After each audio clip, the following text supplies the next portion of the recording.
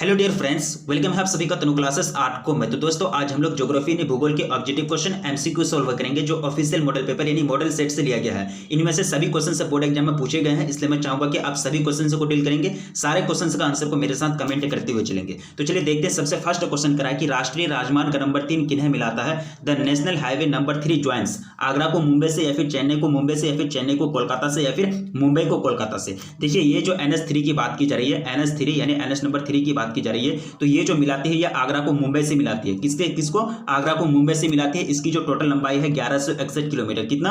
1161 kilometre है और ये यूपी, राजस्थान, एमपी तथा महाराष्ट्र से होकर गुजरती है। तो फर्स्ट नंबर क्वेश्चन का right answer option A right answer होता है। आगे बढ़ेंगे। दूसरा नंबर क्वेश्चन करा है कि अजमेर नगर किसके लिए प्रसिद्ध है? यानी Ajmer town is famous for औद्योगिक, धार्मिक, शैक्षणिक या फिर इनमें से कोई नहीं। तो आपको याद होना चाहिए, आप हिस्ट्री यानी इतिहास में पढ़ चुके हैं भक्ति सूफी परंपरा, और भक्ति सूफी परंपरा में आप ये पढ़ चुके हैं कि सूफी मोइनुद्दीन चिश्ती का जो दरगाह है वह अजमेर में है, जिसको ख्वाजा गरीब नवाज के नाम से भी जाने जाते हैं। तो ये जो है अजमेर नगर किसके लिए प्रसिद्ध है? धार्मिक रूप से प्रसिद्ध है, यानी Ajmer town is famous for religions. तो दूसरा नंबर क्वेश्चन का राइट आंसर क्या हो गया? ऑप्शन बी राइट आंसर होता है। सारा क्वेश्चन से यूनिक क्वेश्चन है, सभी क्वेश्चन से बोर्ड एग्जाम में पूछे जा चुके हैं। ठीक है, सारे क्वेश्चन को याद रखने का कोशिश कीजिएगा।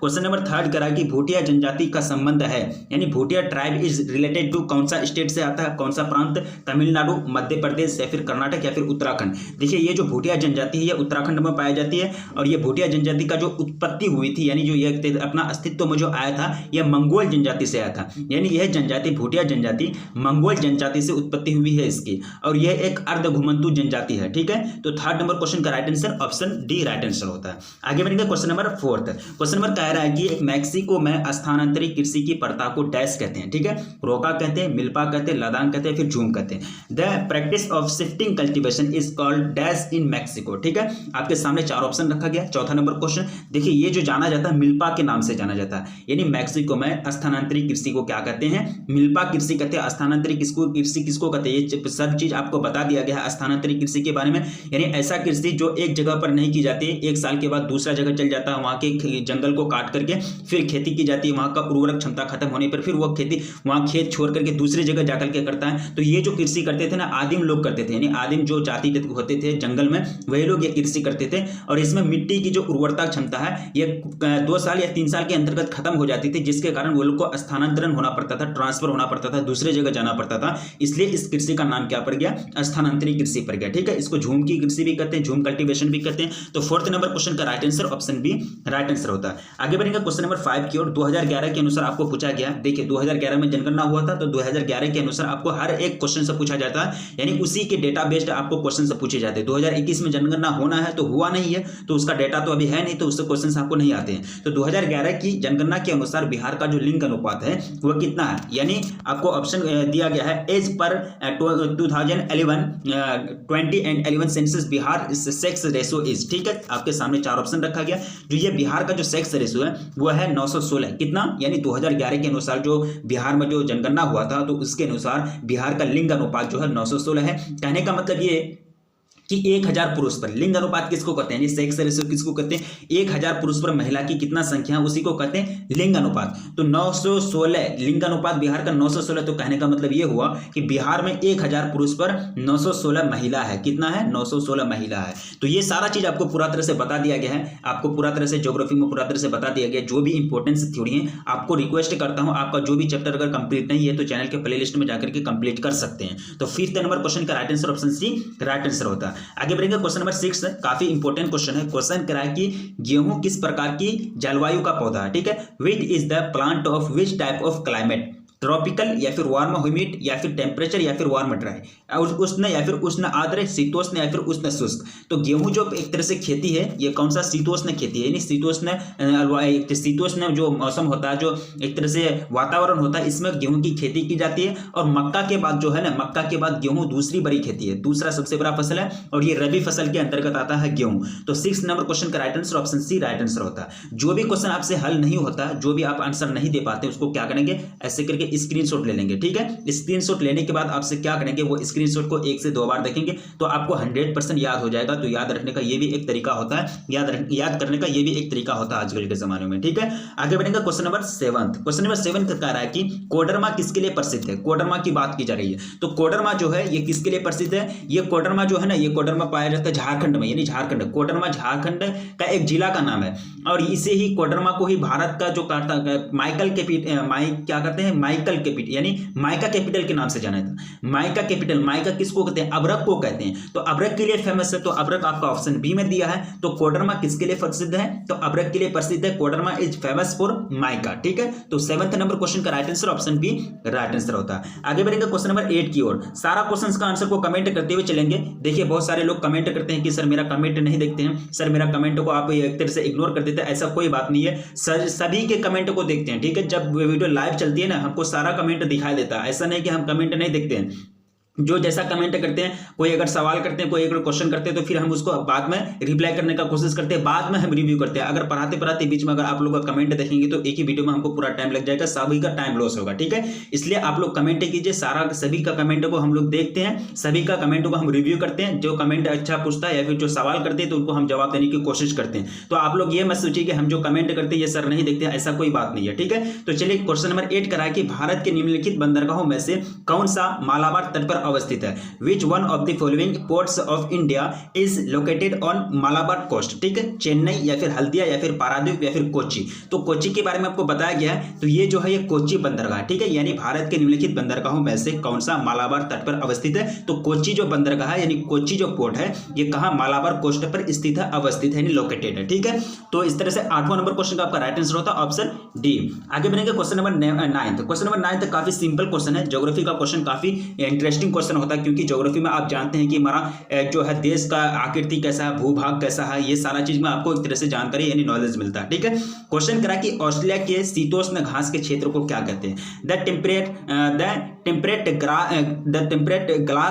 Grass land of Australia is called, क्या कहते हैं, प्रेरीज कहते हैं या फिर पंपाज कहते हैं, फिर डाउन्स कहते हैं, फिर स्टेपिज कहते हैं। देखिए इसको पंपाज के नाम से जाना जाता है। अब उत्तरी अमेरिका में इसको जो शीतोष्ण घास होते हैं उसको पंपाज के नाम से जाना जाता है, लेकिन यहाँ आपको ऑस्ट्रेलिया की बात की जा रही है तो ऑस्ट्रेलिया को इसको डाउन्स के नाम से जाना जाता है। क्या नाम से, डाउन्स के नाम से जाना जाता है। इस तरह से 9th नंबर क्वेश्चन का आपका बिल्कुल जो राइट आंसर होगा वो होगा आपका ऑप्शन सी। आगे बढ़ेंगे क्वेश्चन नंबर 10 की ओर। क्वेश्चन नंबर 10 आपका स्क्रीन पर क्वेश्चन करा कि पारिस्थितिकी तंत्र के 2 घटक होते हैं जो, पारिस्थितिकी तंत्र यानी इकोसिस्टम के बारे में आप 8th क्लास में भी पढ़े हैं, 9th क्लास में भी पढ़े हैं, ठीक है। तो ecosystem has 2 components which are, यानी 2 कंपोनेंट्स यानी 2 संघटक होते हैं। कौन कौन सा संघटक होते हैं, पशु व पादप या फिर वृक्ष और खरपतवार, मेंढक व मानव या फिर अजीब और जीव, ठीक है। तो 10 नंबर क्वेश्चन काफी यूनिक क्वेश्चन है। देखिए ये जो होते हैं अजीब और जीव, यानी अजीब, निर्जीव और सजीव, यानी एक तरह से अबायोटिक एंड बायोटिक, यानी अजीब और जीव जो है ये 2 संघटक होते हैं पारिस्थितिकी तंत्र के यानी इकोसिस्टम के। तो 10 नंबर क्वेश्चन का राइट आंसर आपका ऑप्शन डी बिल्कुल राइट आंसर होता है। आगे बढ़ेंगे क्वेश्चन नंबर 11 आपका स्क्रीन पर क्वेश्चन करा कि किस विचारधारा संप्रदाय ने सर्वप्रथम यानी सबसे पहले संभववाद विकसित किया, ठीक है। किस विचारधारा, भूगोल का जर्मन संप्रदाय या फिर भूगोल का रशियन संप्रदाय या फिर भूगोल का फ्रांसीसी संप्रदाय, भूगोल का ब्रिटिश संप्रदाय। विच one of the schools of thought fast developed possibilism, ठीक है। ये आपको सामने 4 ऑप्शन रखा गया, यानी क्वेश्चन नंबर आपका है क्वेश्चन नंबर 11, तो आपको राइट आंसर चूज करना है। देखिए ये जो विचारधारा ये है फ्रांसीसी विचारधारा, ठीक है, यानी भूगोल का फ्रांसीसी संप्रदाय। तो किस विचारधारा संप्रदाय ने सर्वप्रथम संभववाद विकसित किए, तो भूगोल का फ्रांसीसी संप्रदाय ये जो है संभववाद को विकसित किए। और ये जो है फ्रांस के ब्लास्कोनी, क्या कहा जाता है, फ्रांस के ब्लास के बारे में आप सुने हैं तो आपको पढ़ाया गया है। तो फ्रांस के ब्लास जो है संभववाद के जनक के नाम से जाने जाते हैं, ठीक है। तो 11th नंबर क्वेश्चन का जो बिल्कुल राइट आंसर होता है वो होता है आपका ऑप्शन सी। आगे बढ़ेंगे क्वेश्चन नंबर 12 की ओर। क्वेश्चन नंबर 12 आपका स्क्रीन पर क्वेश्चन करा है कि निम्नलिखित देशों में से किसमें जनसंख्या का घनत्व सबसे अधिक है, यानी किसमें जो जनसंख्या का घनत्व सबसे अधिक है। आपके सामने 4 ऑप्शन रखा गया। विच one of the following countries has the highest density of population यानी जनसंख्या का घनत्व। आप सबसे पहले थोड़ा सा जनसंख्या घनत्व किसको कहते हैं, सिंपल सी बात है, एक 1 वर्ग किलोमीटर पर, यानी 1 वर्ग किलोमीटर पर कितना जनसंख्या निवास करती है, तो उसको कहते हैं जनसंख्या घनत्व। 1 वर्ग किलोमीटर किसको कहते हैं, 1 किलोमीटर चौड़ाई, 1 किलोमीटर लंबाई वाला क्षेत्रफल पर या फिर जो भी क्षेत्र होते हैं जहां आदमी निवास करते हैं, जहां लोग रहते हैं, तो 1 किलोमीटर लंबाई और 1 किलोमीटर चौड़ाई वाला क्षेत्रफल पर कितना आदमी निवास करता है, उसी को कहते हैं जनसंख्या घनत्व यानी population density.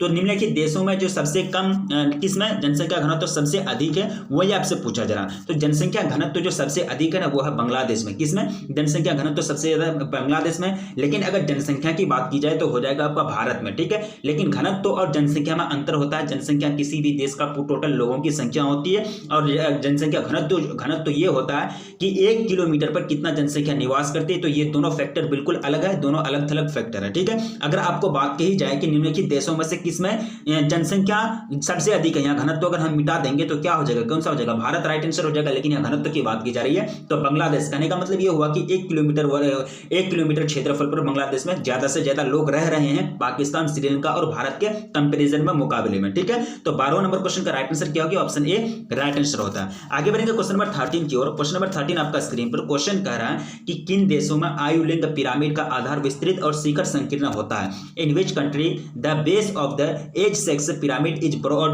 And apex is narrow, ठीक है।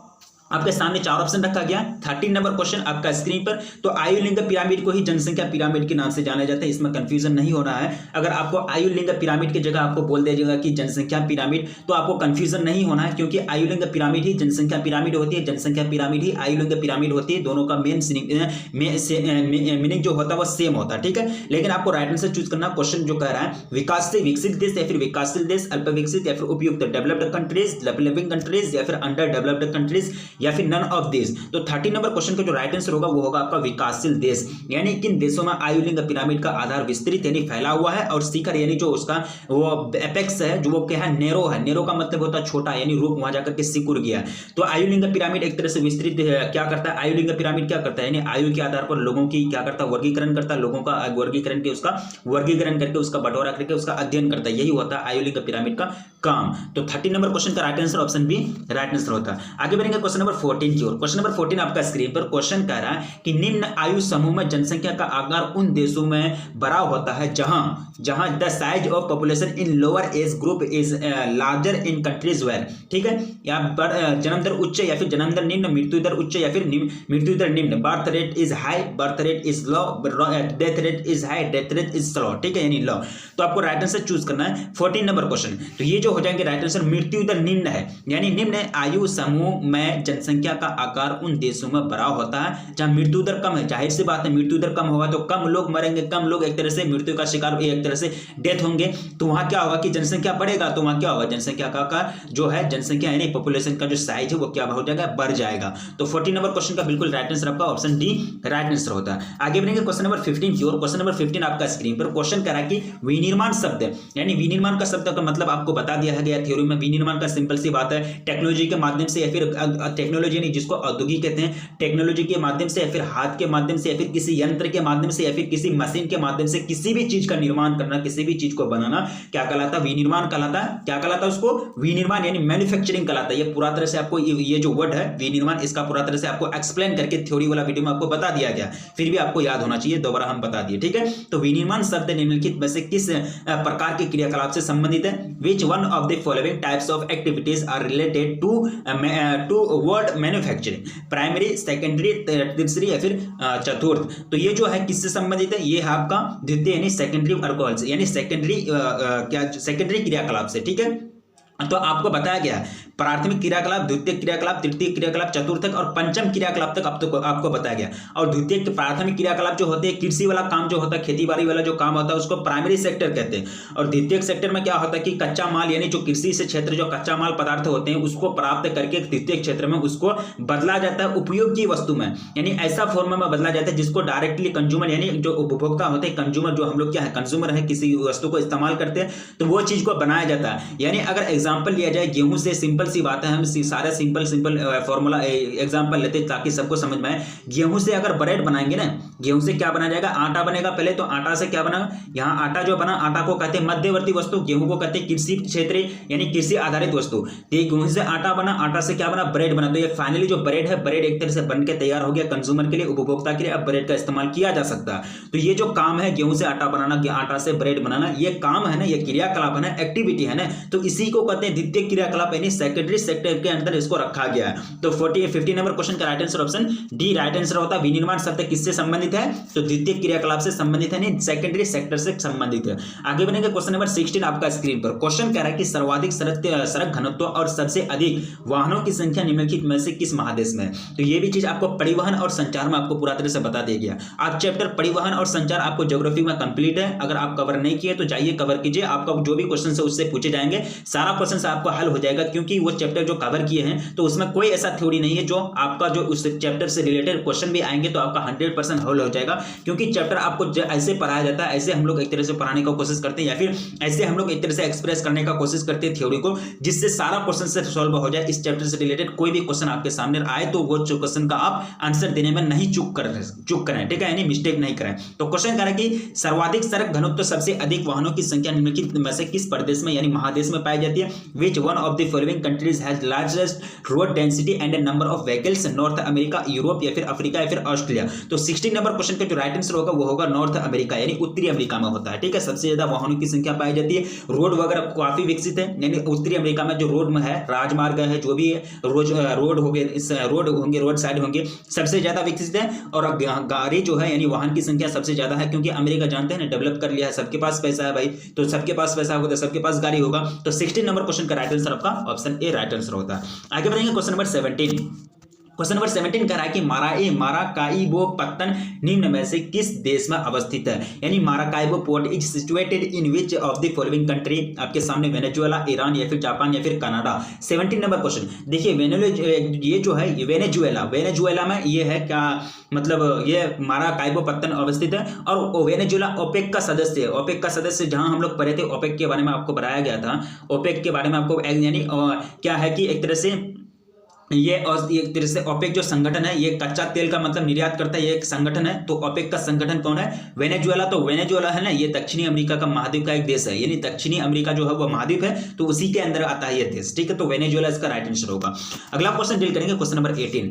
क्वेश्चन कह रहा है कि वाल्टर बर्ली ग्रिफिन ने 1912 में ऑस्ट्रेलिया के किस नगर की योजना बनाई। सही बात है, कैनबरा की, सबको ही पता है, ये आपको पूरा तरह से थ्योरी में बताया गया। कैनबरा की यानी which city of Australia is planned by Walter Della Mayer Griffin is in 1912, ठीक है। तो ये हो जाएगा कैनबरा यानी ऑस्ट्रेलिया की राजधानी कैनबरा। तो 18 number question right answer Canberra. आगे बढ़ेंगे क्वेश्चन नंबर 19 की ओर। क्वेश्चन नंबर 19 हम लोग डील करेंगे। क्वेश्चन कह रहा है कि रोलेगन सिद्धि जो किस राज्य में स्थित है, यानी रोलेगन सिद्धि विच स्टेट, रोलेगन सिद्धि तो ये किस राज्य में स्थित है।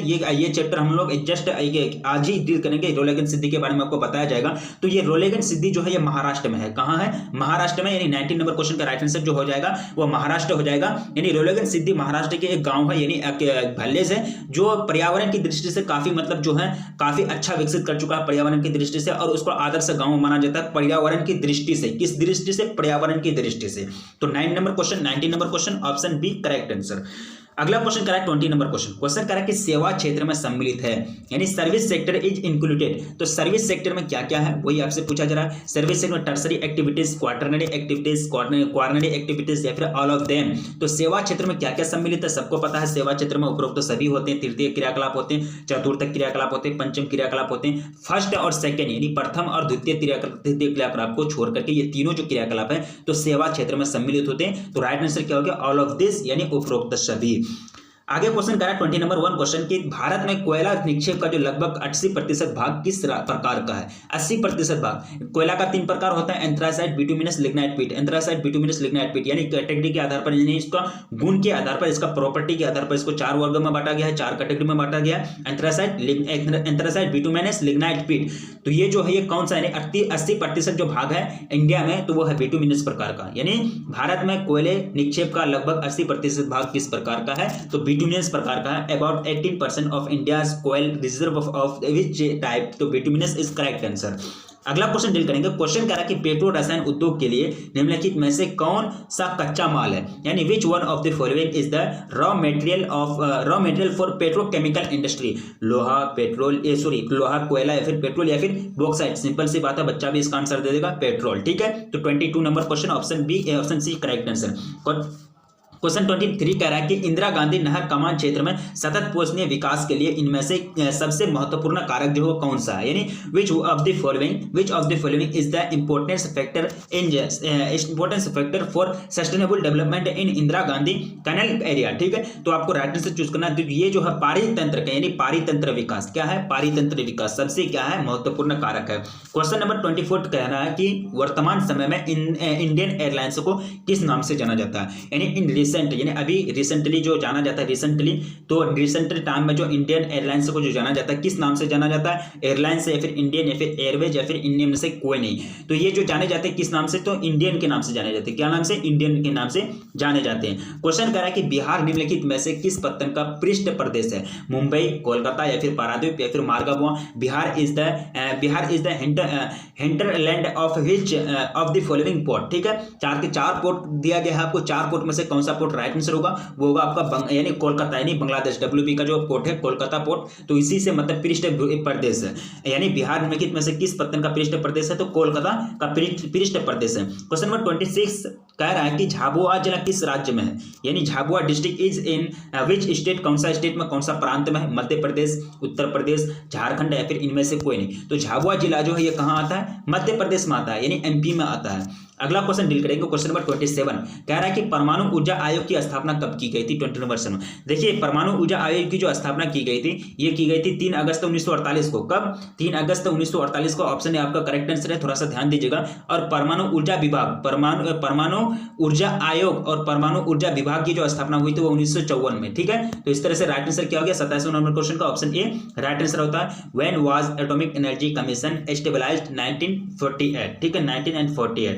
28 नंबर क्वेश्चन आपका स्क्रीन पर। क्वेश्चन कह रहा है कि राइन अंतः स्थलीय जलमार्ग के सिरों के पत्तन निम्नलिखित में से कौन से हैं, which one of the following are the terminal port of Rhine's inland waterways. ठीक है, तो आपको करेक्ट आंसर चूज करना। ये जो करेक्ट आंसर होंगे बेसल एंड रोटरडैम, क्या होंगे, बेसल एंड रोटरडैम, यानी राइन अंतः स्थलीय जलमार्ग के सिरों के पत्तन निम्नलिखित में से कौन से हैं, तो बेसल और रोटरडैम। ठीक है, तो टोटल कितना क्वेश्चन कवर किए, 28 क्वेश्चन कवर किए। सारे क्वेश्चन से यूनिक क्वेश्चन है, सारा क्वेश्चन को याद रखने का कोशिश करेंगे, और यही क्वेश्चन से आपको बोर्ड एग्जाम में पूछे जाते हैं। ज्योग्राफी में चेंज नहीं होता, या फिर आपको मैथमेटिक्स में होता है, मैथमेटिक्स में चेंज हो सकता है, जो रिएक्शन वगैरह होता है केमिस्ट्री का उसमें चेंज हो सकता है, लेकिन आपका जो ज्योग्राफी का एग्जाम होता है 12th में, तो इसमें क्या चेंजिंग होगा, इसमें कुछ चेंजिंग का कोई बात थोड़ा ना होता है कि सबसे कम घनत्व, जनसंख्या घनत्व सबसे कम है, सबसे ज्यादा है तो बांग्लादेश का, ये आगे चल के थोड़ा ना एक तरह से बदल जाएगा, बदलेगा भी तो 10 साल 15 साल 20 साल लग जाएगा। ठीक है, यानी ये सब में चेंजिंग नहीं आता, ज्यादा चेंज नहीं होता है सब क्वेश्चन में, इसलिए चाहूंगा कि आप सभी क्वेश्चन को याद रखेंगे।